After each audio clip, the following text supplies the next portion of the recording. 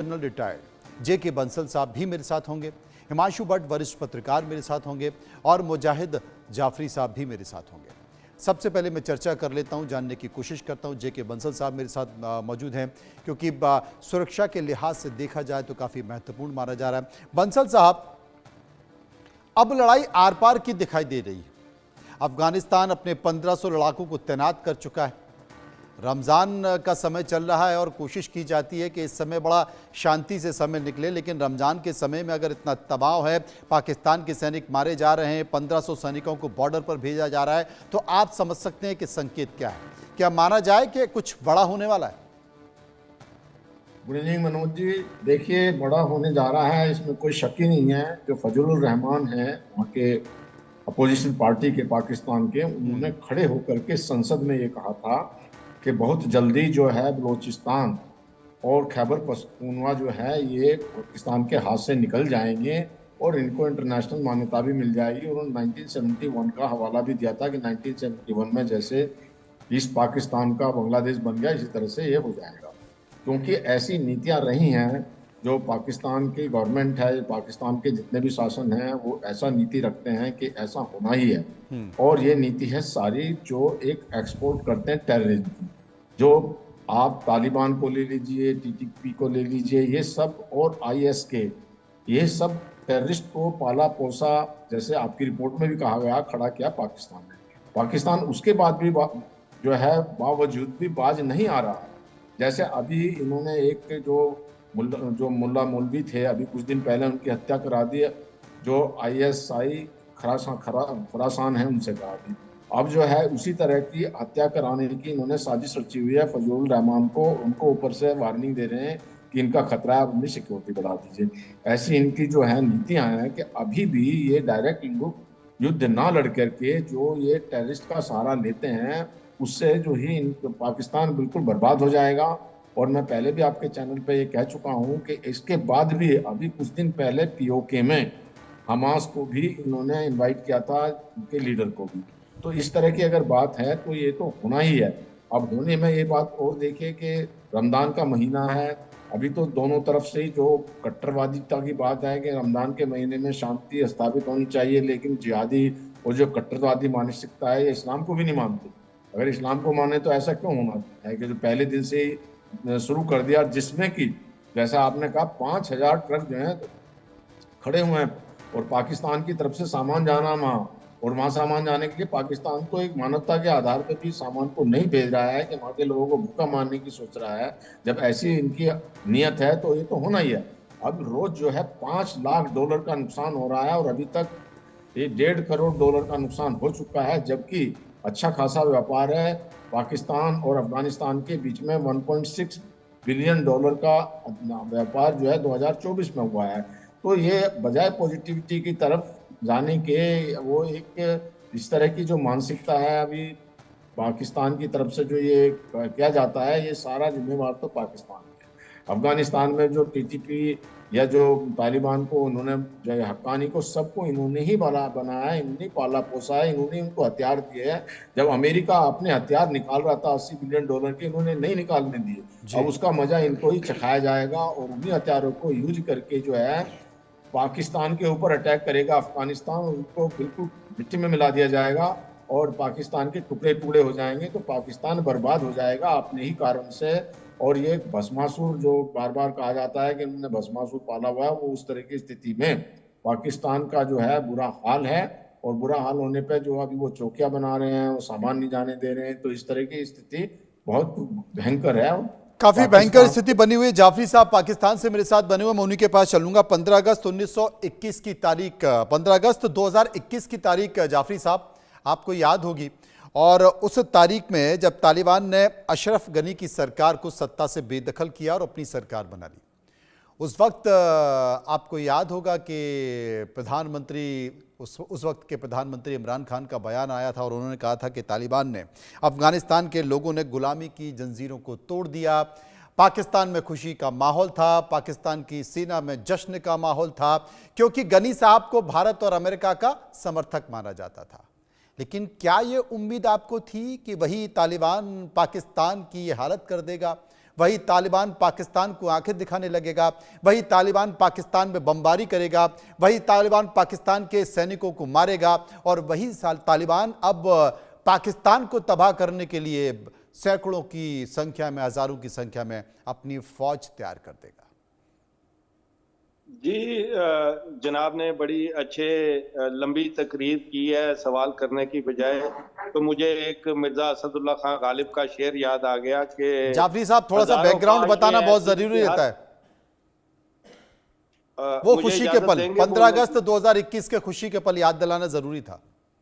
जी हजूर, मैंने कहा कि मिर्जा असदुल्ला खान गालिब फरमाया करते थे, हजारों ख्वाहिशें ऐसी कि हर ख्वाहिश पे दम निकले, बहुत निकले मेरे अरमा फिर भी कम निकले। ये तो तालिबान को लेकर है या किसी और को लेकर है? अरमान निकलने वाली बात है। आप जितना मर्जी लेक्चर दे ले, जितनी मर्जी तकारीर कर ले, और आप बजाय फैक्ट्स एंड फिगर्स के ग्राफिक्स पे चलते हैं तो ग्राफिक्स पे तो इबाम ही इबाम और एम्बिग्विटी ही एम्बिग्विटी आपके हिस्से में आएगी, जो आ रही है और मुझे नजर आ रही है। जहां तक रही तालिबान के हमले की बात पाकिस्तान पर, तो मैं पहले भी आपको काफी दफा बता चुका हूं कि तालिबान की जो अस्करी ताकत है, जो उनकी फौजी कुवत है, वो इस काबिल नहीं है कि पाकिस्तान पर प्रॉपर अटैक कर सके। हमेशा से वो गुरीला अटैक्स करते आए हैं और जब भी उन्होंने कोई अटैक की, किसी की कोशिश की है तो गुरीला अटैक ही किया। अब भी कोई गुरीला अटैक मुमकिन है वो कर सके, जैसे आप बता रहे थे कि जो है फौजी चौकी पर हमला किया, कुछ सैनिक भी मारे गए। तो ये सिलसिला काफी देर से चल रहा है, 2002-03 से ये सिलसिला पाकिस्तान फेस कर रहा है। कोई नया सिलसिला नहीं है पाकिस्तान के लिए। जैसे ही ऐसी कोई दहशतगर्दाना कार्रवाई होती है, पाकिस्तान उसके अगेंस्ट जो है अपनी फोर्सेस को एक्टिव करता है, मुल्ज़मान गिरफ्तार भी होते हैं, नेटवर्क भी ब्रेक होते हैं और मारे भी जाते हैं।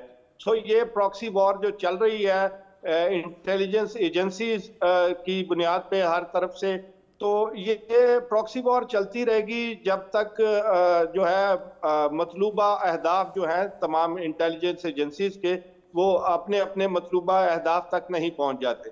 जहां तक रही पाकिस्तान पर कब्जे की बात, तो ये भाई आप सोचना छोड़ दें। ना ही पाकिस्तान के टुकड़े होंगे, ना ही पाकिस्तान पर कोई कब्जा कर सकेगा। पाकिस्तान की फौज, पाकिस्तान की अवाम एक इंडिपेंडेंट और मजबूत इदारों के मालिक मुल्क है, और इतना आसान नहीं है जितना आसान आप ग्राफिक्स के जरिए बताने की कोशिश कर रहे हैं। हजारों ख्वाहिशें, हर ख्वाहिश पर दम निकले। संजीव साहब, बहुत शेर तो अच्छा था, लेकिन जो सीमाओं पर दम निकल रहा है उसको दाएं बाएं करते हुए निकल गए जाफरी साहब। मनोज जी, गालिब का जो शेर उन्होंने कहा है, मैं गालिब के शेर से ही उनका जवाब दूंगा कि हमको मालूम है जन्नत की हकीकत, लेकिन हमको मालूम है जन्नत की हकीकत, लेकिन मुजाहिद साहब दिल के खुश रखने को गालिब एक ख्याल अच्छा है।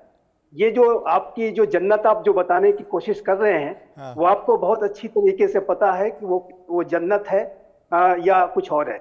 और जाहिर है कि आपका ये जो डिनायल है, आपका जो ये डिनायल है, आपके पूरे हुक्मरानों का जो डिनायल है, वो पाकिस्तान का सबसे बड़ा संकट है। सबसे बड़ी जो समस्या है कि आप अपनी समस्याओं को एड्रेस नहीं करते। आप अपने आप को जो है सिर्फ खुशफहमी में रखने के लिए और पूरी जनता का ध्यान अपने मूल मुद्दों से भटकाए रखने के लिए, अंतर्राष्ट्रीय समुदाय का ध्यान मूल मुद्दों से भटकाए रखने के लिए तरह तरीके के सब्ज बाग दिखाते हैं। लेकिन जो सच्चाई है वो दुनिया जानती है, आप भी जानते हैं, लेकिन आप कहना नहीं चाहते।